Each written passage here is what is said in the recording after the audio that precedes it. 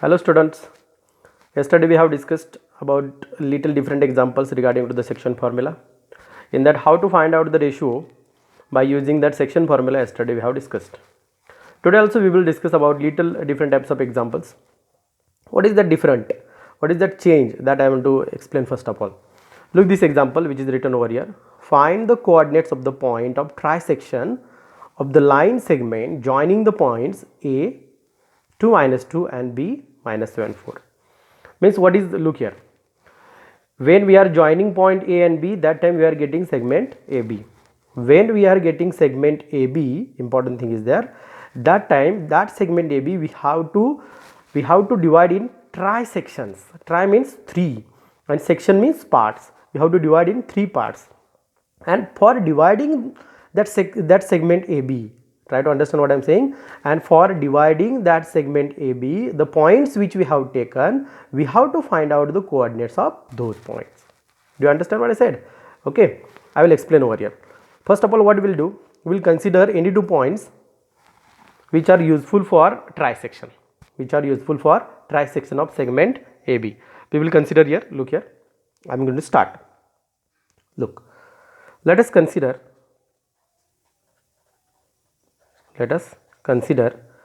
point, or we can say points P and Q are points of trisection. What I am writing, try to understand. Look here, let us consider points P and Q are points of trisection of segment AB. Understood? Means what we are going to do here? Here I have considered point P and Q will help us to divide the segment AB into the trisection, means 3 parts. For understanding purpose I am going to draw here figure. Look here, suppose this is the segment AB. A के coordinates दिया है हमें 2 minus 2 and here point B, उसके भी coordinates मालूम है 7 minus 7 4 and point P suppose here and point Q is here. Means point P and Q help us to divide the segment AB in 3 parts. If you will see now, then you will come to know that which parts AP, PQ and QB. Here trisection, in the, when these type of examples are asked, that time you try to understand and remember this point.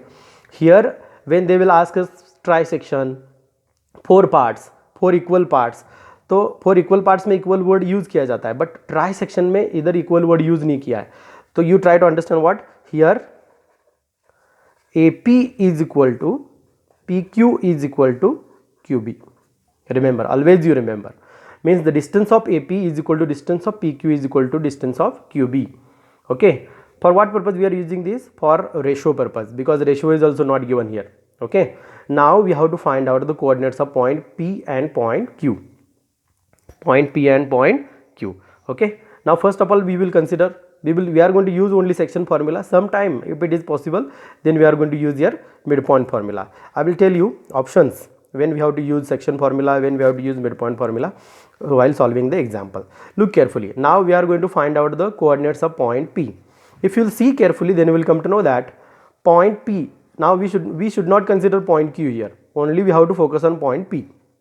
If you will see here, then you will come to know that we have to consider here point P divides the segment AB in the AP and PB. बीच में का जो point Q है हम ignore कर ले, थोड़ी देर के लिए इग्नोर कर रहे हैं, because we want to find out now coordinates of point P. For that purpose look here, point P divides the segment AB in 2 parts, which one? AP and PB. Then how to find out the ratio? If you will see here, then you will come to know that AP and PB, AP का distance try section से, तो AP का distance क्या हो गया 1, और PB का distance क्या हुआ, PB में 2 पार्ट्स है PQ एंड QB, तो PB का डिस्टेंस क्या हुआ 2, यानी कि रेशियो क्या मिला हमें 1:2. Do you understand? I will write here what I told. Okay, now point which I told P divides the segment AB in the ratio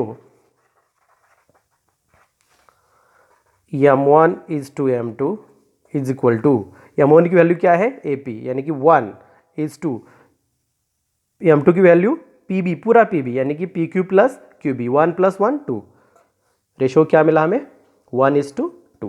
now we know that very well section formula, पहला point A x1 y1, दूसरा point B x2 y2, और अभी M1 और M2 की value भी हमें मिली है। तो by using what section formula, इधर तुम x1 y1 की वैल्यू लिख के भी सॉल्व कर सकते हो, डायरेक्ट अगर पुट कर रहे हो तो भी कुछ प्रॉब्लम नहीं है। Okay, by using which formula, section formula.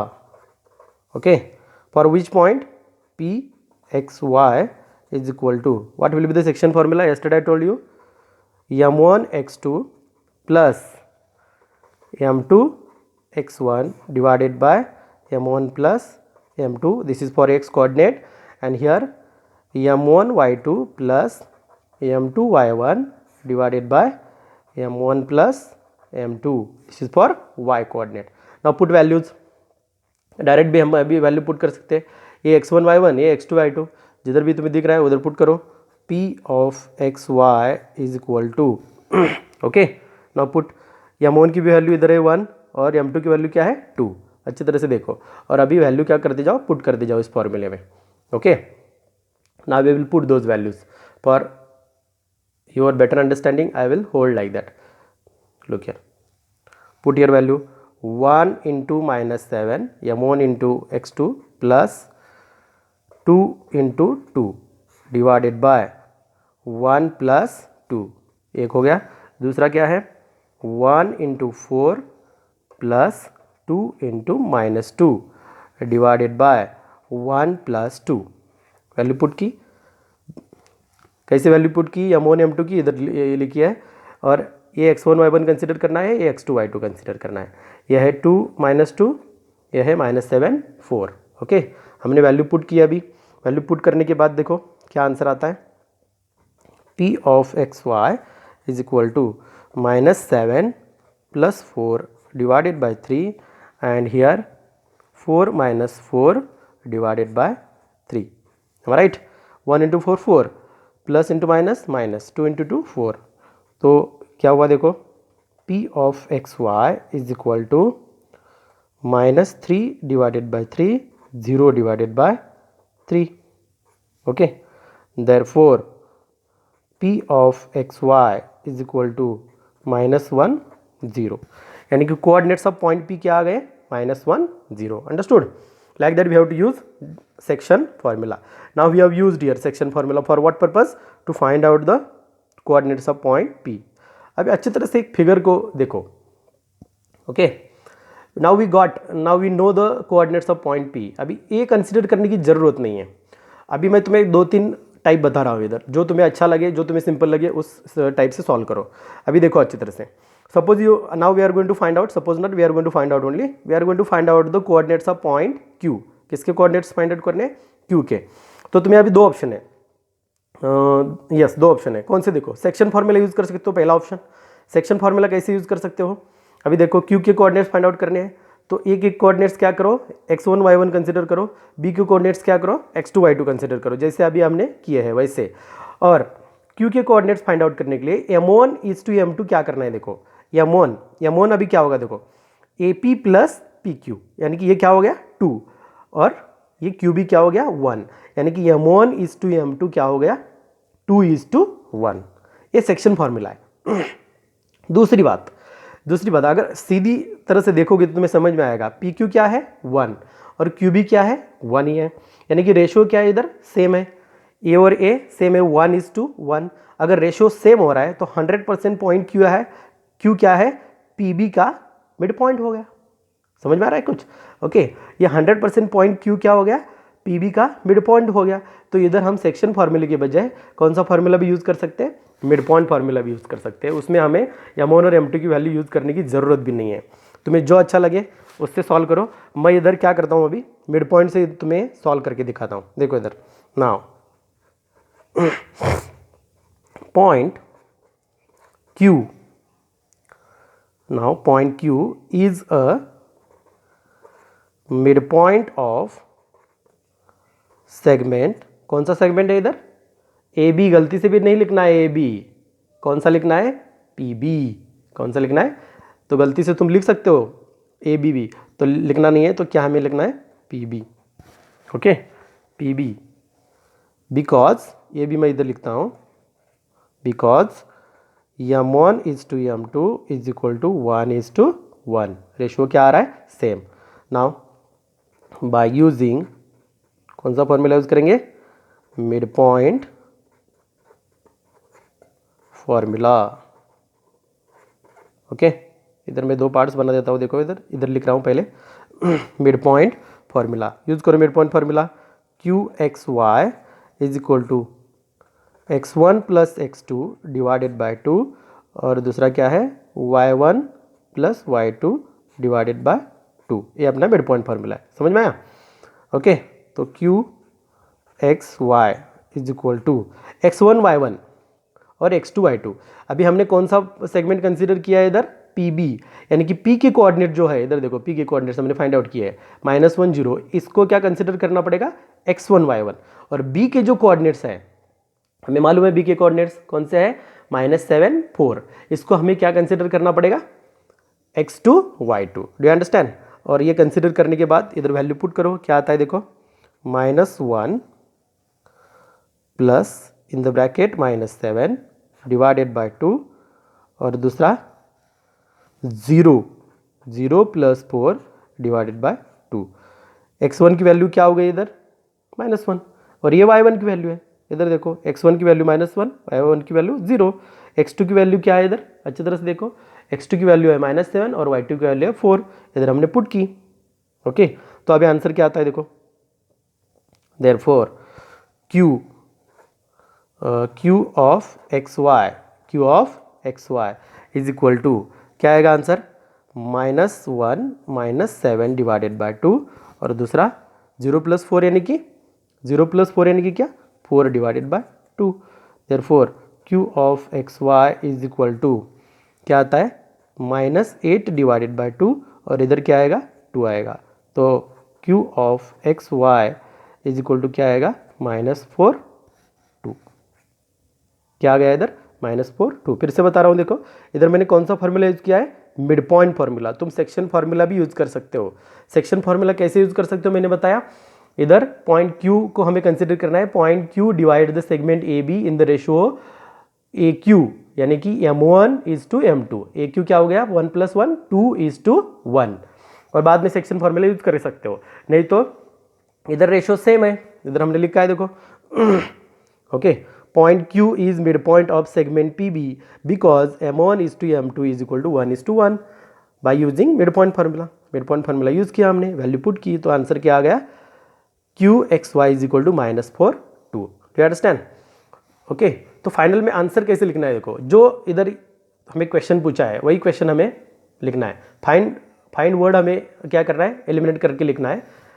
Answer ऐसे लिखना है, the coordinates of point of trisection of line segment joining the points a2 -2 and b -7 4 are, कौन से कोऑर्डिनेट्स है, पहला कोऑर्डिनेट्स क्या है, -1 0, एंड पॉइंट लिखने की जरूरत नहीं है, डायरेक्ट -1 0, और दूसरा कोऑर्डिनेट्स क्या है, -4, इधर देखो दूसरा कोऑर्डिनेट्स क्या है, -4 2।